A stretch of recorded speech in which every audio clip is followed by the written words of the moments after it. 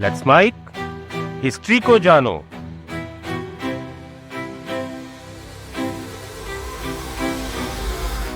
नेताजी सुभाष चंद्र बोस, ये नाम सुनते ही दिमाग में एक तस्वीर आती है। एक ऐसे इंसान की तस्वीर जो भारत की आज़ादी की लड़ाई के सबसे बड़े किरदारों में से एक थे। वो बहादुर इंसान जिन्होंने अंग्रेजों से लड़ने के लिए एक आर्मी को लीड किया था जिसका नाम था आज़ाद हिंद फौज। लेकिन उन्हीं नेताजी को आधी रात को छुप छुप कर भागना पड़ा था। लियोनार्ड गार्डन अपनी किताब brothers against the Raj, a biography of Subhas and Sarat Chandra Bose में लिखते हैं कि नेताजी का यह डिसीजन उनकी राजनीतिक सूझबूझ और अदम्य साहस का प्रतीक था। उनका भागना केवल व्यक्तिगत स्वतंत्रता का मामला नहीं था, बल्कि एक वृहद रणनीतिक योजना का हिस्सा था। यह कहानी है भारत के ग्रेटेस्ट एस्केप की, जिसमें जासूस से लेकर पुलिस सब फेल हो गए थे। तो बात है 1940 की एक रात की। कलकत्ता पर जापान द्वारा बम बरसाए जा रहे थे। इसी रात में एक अजनबी सन्नाटे को चीरते हुए एल्गिन रोड की कोठी से चुपचाप एक आदमी बाहर निकला। चेहरे पर लंबी दाढ़ी, बदन पर पठानी कपड़े और सर पर एक टोपी पहने ये आदमी चुपचाप आगे बढ़ रहा था। उस वक्त हर कदम पर जासूसों, चौकियों और पुलिस का खतरा था। उसका प्लान देश से भागने का था, लेकिन उसकी एक भी गलती उसके पूरे प्लान पर पानी फेर सकती थी। एल्गिन रोड से निकलकर उसने कभी उर्दू में बात की तो कभी बिना बोले चुपचाप निकलता जा रहा था। वो जल्दी ही वो पहुंचा गोमो रेलवे स्टेशन और यहां से वो कुछ ऐसे फरार हुआ कि आने वाले कुछ दिनों तक अंग्रेजों को इस बात का पता ही नहीं चला। और जब पता चला तो उनके पैरों के नीचे से जमीन खिसक गई। उनका सबसे बड़ा दुश्मन और आज़ादी पाने के लिए कुछ भी करने को तैयार ये शख्स कोई और नहीं बल्कि नेताजी सुभाष चंद्र बोस थे। इन्होंने अंग्रेजों को चकमा दिया और यहां से निकलकर उन्होंने भारत के लिए अंग्रेजों के खिलाफ जंग का ऐलान कर दिया। कौन से वो लोग थे जिन्होंने नेताजी की मदद की थी और कैसे वो अंग्रेजों को चकमा देने में कामयाब हुए, ये सब जानेंगे इस वीडियो में। तो वीडियो को इन तक जरूर देखिएगा, क्योंकि अपना इतिहास नहीं जानोगे तो खुद को कैसे पहचानोगे। 2 जुलाई 1940 वो तारीख थी जब देशद्रोह के आरोप में सुभाष चंद्र बोस को गिरफ्तार किया गया था। वो कोई आम कैदी नहीं थे, बल्कि अपने आप में एक आंदोलन थे जो ब्रिटिश साम्राज्य की नींव को हिला सकता था। जेल में रहते हुए भी वो जेल से अपनी आवाज को बुलंद कर रहे थे। 29 नवंबर को उन्होंने सरकार के खिलाफ अपनी गिरफ्तारी के विरोध में भूख हड़ताल शुरू कर दी। इस विरोध से अंग्रेज डर गए। उन्हें पता था कि नेताजी की बुलंद आवाज से लोग ब्रिटिश विरोध में खड़े हो सकते हैं। इसीलिए नेताजी को तुरंत नजरबंद कर दिया गया। 5 दिसंबर को गवर्नर जॉन हर्बर्ट ने एक एम्बुलेंस में बोस को उनके घर भिजवा दिया। यह घर 38/2 एल्गिन रोड पर पड़ता था। ऐसा इसलिए कि अगर भूख हड़ताल से उनकी मौत हो जाए तो मौत का आरोप उनकी जेल पर ना आए, और जैसे ही उनकी हालत में सुधार आएगा, ऑब्वियस सी बात है, उन्हें दोबारा जेल में डाल दिया जाएगा। अब प्लान तो एकदम फूल प्रूफ था, लेकिन हर्बर्ट को पता नहीं था कि वो कितनी बड़ी गलती करने जा रहे हैं। नेताजी को उन्होंने एल्गिन रोड पर भेजा। जैसे ही वो घर पहुंचे, नेताजी के घर के आसपास चप्पे चप्पे पर पहरा बिठा दिया गया। कई जासूस सारदी वर्दी में उनके घर के आसपास घूमते थे। वो कब सोते हैं, कब उठते हैं, क्या करते हैं, किससे बात करते हैं, हर एक पल की खबर हर्बर्ट नोट कर रहा था। नेताजी से मिलने आने वाले लोगों पर कड़ी नजर रखी जाती थी। यहाँ तक कि उनके लिए जो चिट्ठियाँ आती थी उन्हें भी पहले पोस्ट ऑफिस में खोलकर पढ़ा जाता था और उसके बाद उनको दे दिया जाता था। अंग्रेजों को डर था कि कहीं नेताजी उनके खिलाफ कोई बड़ी साजिश ना रच दे। खैर, 5 दिसंबर के दिन ही नेताजी सुभाष चंद्र बोस किसी गहरी सोच में डूबे हुए लेटे हुए थे। इस समय तक उनकी दाढ़ी बढ़ी हुई थी। उन्होंने अपने भतीजे शिशिर को बुलाया और बंगाली में पूछा कि मेरा एक काम करोगे। शिशिर के बेटे सौगत बोस लिखते हैं कि उनके पिता ने बिना आगे कोई बात सुने हामी भर दी थी। यही वो टाइम था जब इतिहास को बदल दिया गया। शिशिर ने उस वक्त ऐसे मिशन की जिम्मेदारी संभाली जिसने आगे जाकर न सिर्फ सुभाष चंद्र बोस को आज़ादी दिलाई, बल्कि भारत के फ्रीडम मूवमेंट में एक नया चैप्टर भी लिखा। दोनों ने मिलकर प्लान बनाया।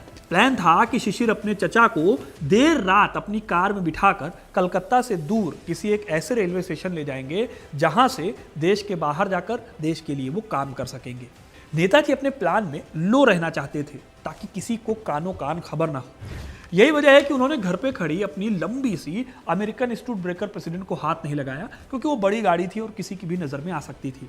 इसकी जगह उन्होंने जर्मन वॉन्डरर कार के साथ जाने की सोची, क्योंकि ये कार कॉम्पैक्ट छोटी थी और लोगों का ध्यान इस पर कम ही जाता था। शिशिर कुमार बोस ने अपनी किताब द ग्रेट एस्केप में इस रोमांचक तैयारी को डिटेल में बताया है। उन्होंने लिखा कि हमने कलकत्ता के वैचल मौला डिपार्टमेंट स्टोर में जाकर कुछ सामान खरीदा जो कि उनके भेष बदलने के काम आने वाला था। इसमें एक अटैची थी, एक सूटकेस था, 2 काट सुअल की कमीजें थी, टॉयलेट का कुछ सामान था, तकिया और कंबल था जो उन्होंने खरीदा। शिशिर ने एक प्रिंटिंग प्रेस में सुभाष के लिए विजिटिंग कार्ड छपवाने का आदेश दिया।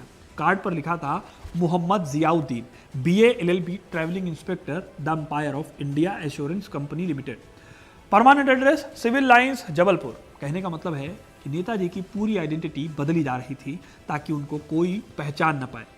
निकलने से एक रात पहले दिक्कत ये आई कि शिशिर ने जो सूटकेस खरीदा था वो कार में आ ही नहीं पा रहा था। फिर प्लान चेंज करके उन्होंने नेताजी का ही सूटकेस ले जाने की सोची।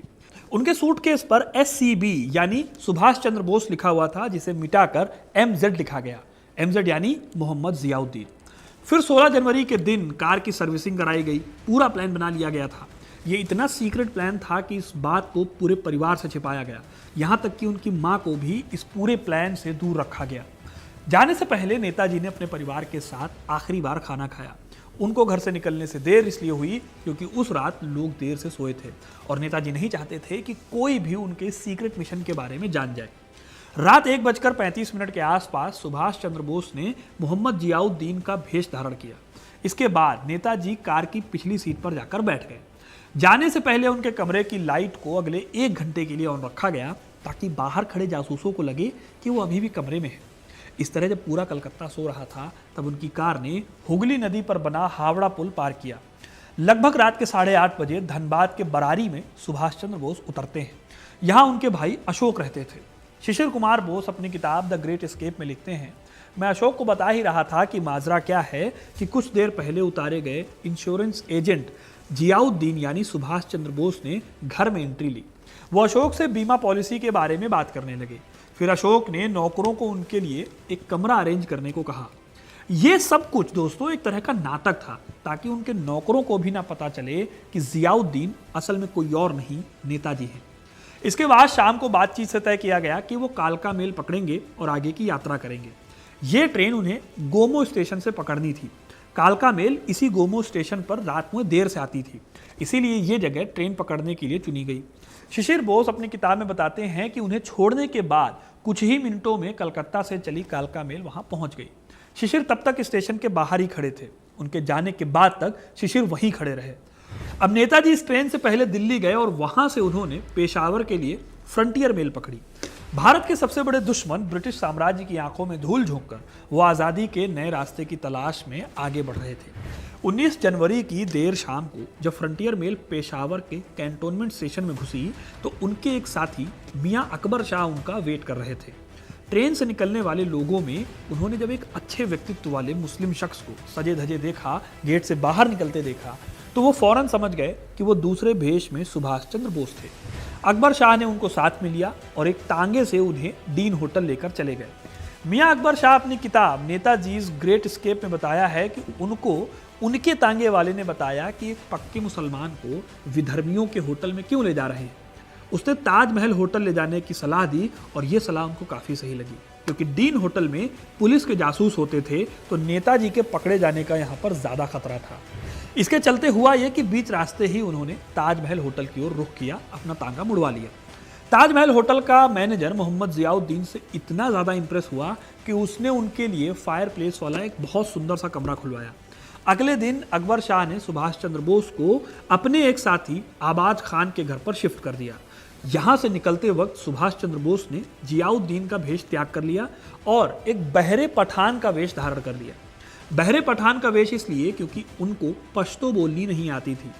सुभाष के पेशावर पहुंचने से पहले ही अकबर ने तय कर लिया था कि फॉरवर्ड ब्लॉक के 2 लोग, मोहम्मद शाह और भगत राम तलवार, ये दोनों बोस को भारत की सीमा पार कराएंगे। भगत राम का नाम बदलकर रहमत खान कर दिया गया। तय किया गया कि वो अपने गूंगे बहरे रिश्तेदार जियाउद्दीन यानी सुभाष चंद्र बोस को अड्डा शरीफ की मज़ार ले जाएंगे, जहां उनके फिर से बोलने और सुनने की दुआएं मांगी जाएंगी। अब ये भी एक प्लान था जिससे कि धार्मिक विश्वास की आड़ में बोस के भागने की बात को छिपाया जा सके।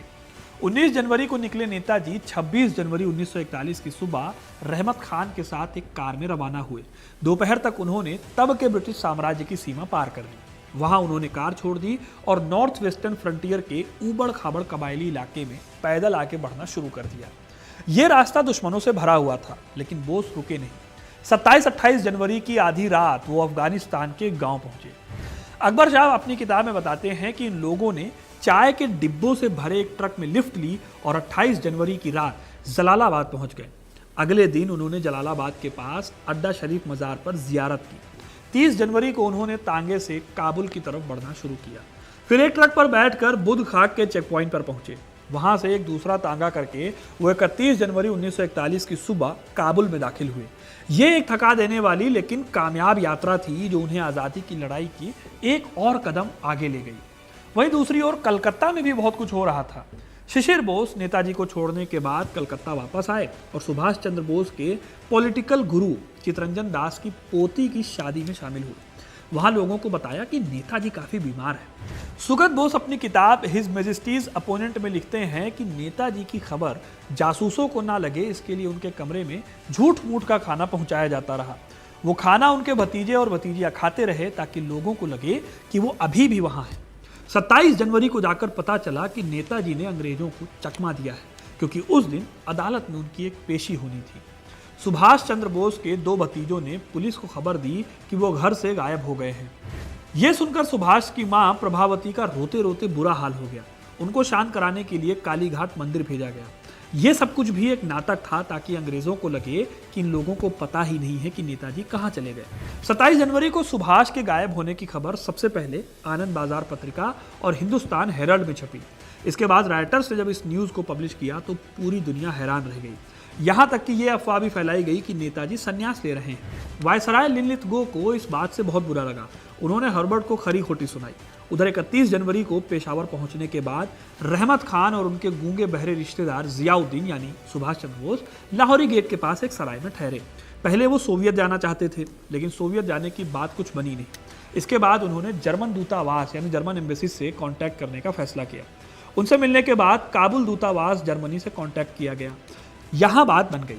जर्मन मिनिस्टर हॉन्स पिल्गेर ने 5 फरवरी को जर्मन विदेश मंत्री को तार भेजकर कहा, सुभाष से मुलाकात के बाद मैंने उन्हें सलाह दी है कि वो भारतीय दोस्तों के बीच बाजार में अपने आप को छिपाए रखें। मैंने उनकी तरफ से रूसी राजदूत से संपर्क किया है। कुछ दिनों बाद सुभाष के पास एक संदेश आया कि अगर वो अफगानिस्तान से निकल पाने की योजना पर अमल करना चाहते हैं तो उन्हें काबुल में इटली के राजदूत पाइत्रो क्वारोनी से मिलना चाहिए। 22 फरवरी 1941 की रात को बोस ने इटली के राजदूत से मुलाकात की। इस मुलाकात के 16 दिन बाद 10 मार्च 1941 को इटालियन राजदूत की रूसी पत्नी सुभाष चंद्र बोस के लिए एक संदेश लेकर आई। इसमें कहा गया था कि सुभाष दूसरे कपड़ों में अपनी तस्वीरें खिंचवाएं। सौगत बोस अपनी किताब में बताते हैं कि सुभाष की उस तस्वीर को एक इटालियन राजनयिक ऑरलैंडो मजोटा के पासपोर्ट से उनकी जगह पर लगा दिया गया। अब ये बहुत ही मिरेकल मोमेंट था जहां एक शख्स की पहचान पूरी तरह से बदल दी गई थी।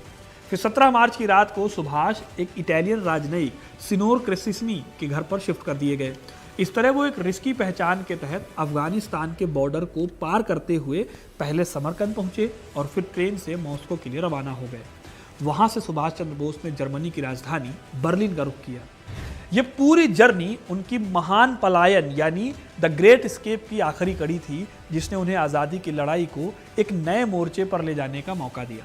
सुभाष चंद्र बोस के सेफली जर्मनी पहुंच जाने के बाद उनके भाई शरद चंद्र बोस बीमार रविन्द्रनाथ टैगोर से मिलने शांति निकेतन गए। वहां उन्होंने महान कवि से बोस के अंग्रेजी पहरे से बच निकलने की खबर साझा की। इस तरह पूरे देश को पता चला कि कैसे अंग्रेजों की सबसे सेफ कैद से निकलकर सुभाष चंद्र बोस ने अपनी आज़ादी की लड़ाई के जुनून को बनाए रखा। तो दोस्तों, ये थी कहानी सुभाष चंद्र बोस के अंग्रेजों की आंखों में धूल झोंककर भागने की। आपको ये कहानी कैसी लगी कमेंट करके ज़रूर बताइएगा। वीडियो को लाइक और शेयर करना ना भूलें और ऐसी इंटरेस्टिंग कहानियों के लिए, इतिहास से जुड़े रहने के लिए हिस्ट्री कनेक्ट को सब्सक्राइब ज़रूर करें। धन्यवाद।